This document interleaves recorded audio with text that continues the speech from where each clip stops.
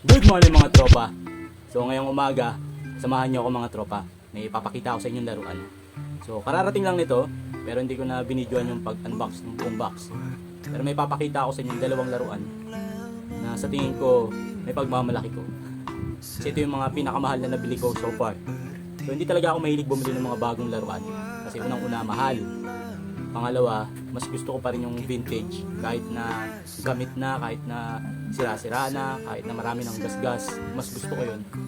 Kasi una sa lahat, matagal na siya, vintage, memory. Yun ang mga sinasaalang-alang ko kapag bumibili ako ng mga second hand na laruan or vintage. So for example ito. So 12 inches, napakalaki. Si Punisher. Pero kung mapapansin nyo, may mga gasgas na siya at saka kulang. Yung pinakamahalagang parte, yung kanyang baril, mawawala. So, nag-research na ako sa internet kung may mabibilang ba ng authentic na baril. So, yun yung kulang ko. So, gusto ko si Punisher kasi ito eh, astig to. Diba? Yung unang item natin. Tapos, meron ako nabili. Ito. Si Deadpool, astig to. Pero ito, may damage na rin yung kanyang espada. So, tingnan natin. Buksan natin. Saya ako. Deadpool, bago lang to eh. Pero mas gusto ko pa rin sana yung mga sinauna like Juggernaut, Colossus, mga X-Men. Si Bishop. Meron ako Bishop kaso maliit lang. Walang ganito kalaki na 12 inch. Yan.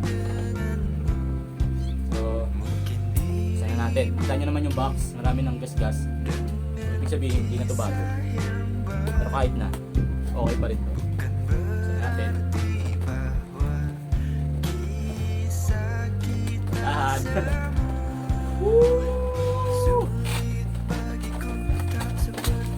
Alright.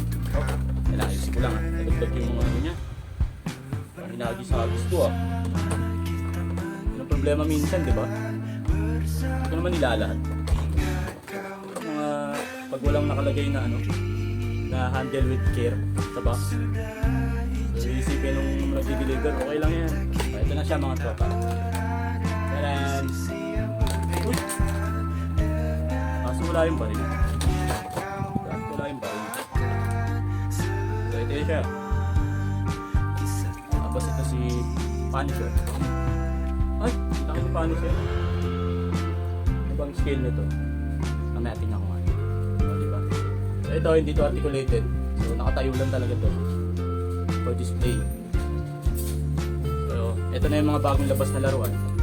Kung saan nabibend yung paa, kamay. Tapos ito, napapalitan yung mga kamay. Napapalitan yung depende sa trip mo. Yan. Yung mga close face. Yan.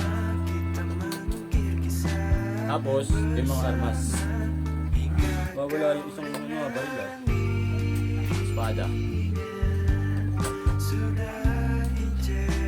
Chilio. Tanong, nasan yung baril na? Mawala yung baril.